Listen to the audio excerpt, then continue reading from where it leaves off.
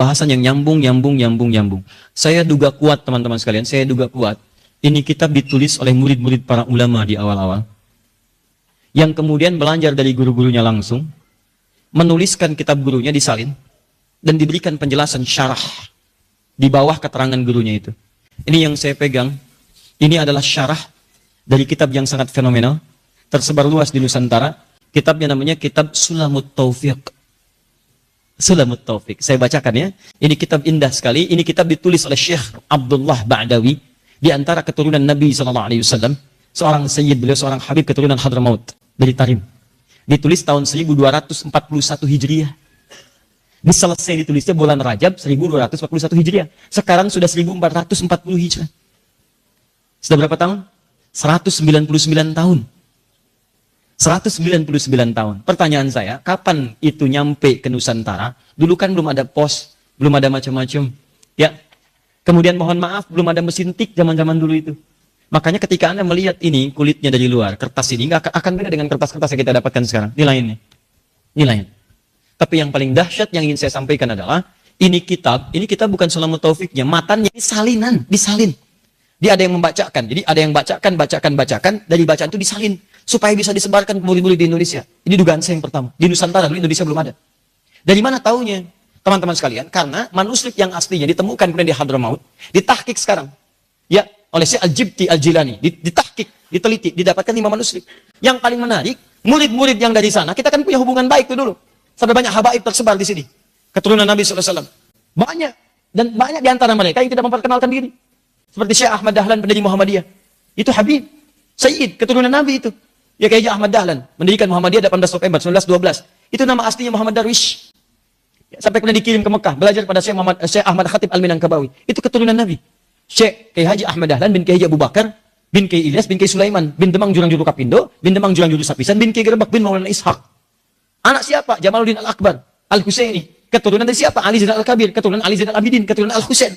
Al-Husain siapa? Adiknya Al-Hasan. Siapa Al-Hasan? Putranya Ali bin Abi Thalib radhiyallahu ta'ala anhu, suaminya Fatimah Az-Zahra, putri Muhammad sallallahu alaihi wasallam. Ya, banyak. Dan ini ketika datang mengajak banyak nih yang menginspirasi nih sampai dengan saya pernah cerita dulu kumpul hari Senin. Senin teman-teman sekalian, ya, berkumpul hari Senin 17 April 1905. Ya, di mana kumpulnya? Tuh, 13 Syawal. Di wilayah Tanah Abang Krukut. 5 orang habaib kumpul di situ. Ya. Ada Habib Abdullah, Habib Syekhan, ya, dan seterusnya. Kumpul di situ. Apa yang dibicarakan oleh mereka? Mikirkan bagaimana caranya bisa mengatasi penjajahan. Dipikirkan oleh mereka sampai mendirikan Jamiatul Khair. Didirikan oleh mereka. Dari situ kumpul lagi. Ya, 6 tahun setelahnya. Siapa yang kumpul? Syekh Ahmad Dahlan kumpul, yang dari Solo kumpul, dari Surabaya kumpul. Kumpul dibicarakan. Yang dulunya hampir ratusan tahun belum tercapai kemerdekaan, setelah peristiwa itu cuma 34 tahun. Yang dari Solo support dengan kekayaannya, hartanya. Yang dari Surabaya support dengan ilmu-ilmunya, tentang politiknya, tentang nasionalismenya, macam-macamnya. Yang dari sini support dengan nilai keagamaannya. Sampai proklamasi itu dikumandangkan di mana? Ya, di rumah wakaf. Seorang bernama siapa? Syekh Faraj bin Marta. Siapa Syekh Faraj bin Marta? Muslim, keturunan Yaman. Cinta dengan Indonesia, diwakafkan rumahnya di Jalan Pegangsaan Timur nomor 56. Cuman di buku sejarah sekarang itu cuma disamarkan. Jalan Pegangsaan Timur nomor 56. Jalan Pegangsaan Timur nomor 56. Itu rumah-rumah siapa? Kan ada nomornya. Kalau nggak ada nomornya di jalan, mana ada proklamasi di jalan? Ada nomor siapa? Al-Ihsan. Alamatnya blok sekian, nomor sekian. Tahu. Kalau nggak ada nomornya cuma di jalan Jinggamas. Panjang nih, panjang. Jelas ya? Nah ini, saya duga kuat ada murid-murid dari sana, Hadramaut, datang ke Nusantara, mendiktekan ini, kemudian ditulis oleh muridnya di sini. Apa buktinya? Buktinya ini ganda nih. Dari kitab yang saya terima lebih daripada 10. Di 10 kitab ini, isinya ada yang mirip-mirip. Dan tulisannya ada yang beda, khatnya. Ya ada khatnya yang naskhi, ada khatnya ruk'ah, beda-beda. Di ada 2-3 versi tulisan yang sama, maksudnya isinya sama, cuma jenis tulisannya beda. Ini menunjukkan yang nyalinnya bukan orang yang sama. Ya, tapi yang menarik, bentuk tempat menyalinnya, kertasnya sama. Dan dari kulit kayu sebagiannya. Dan yang paling dahsyat, perhatikan tintanya. Rayapnya tidak memakan tintanya. Abadi, Masya Allah sampai sekarang. Isinya ini yang Sulamut Taufiq saya bacakan, masih terbaca dengan sangat sempurna sekali. Saya baca. Bismillahirrahmanirrahim. Alhamdulillahirabbil alamin wa asyhadu an la ilaha illallah wahdahu la syarika lah wa asyhadu anna Muhammadan abduhu wa rasuluhu. Ya. Sallallahu alaihi wasallam wa ala alihi wa sahbihi wat tabi'in amma ba'du fa hadha juz'un latifun yassarahu Allah taala fima yajibu ta'allumuhu wa ta'limuhu wal 'amalu bihi lil khas wal 'am.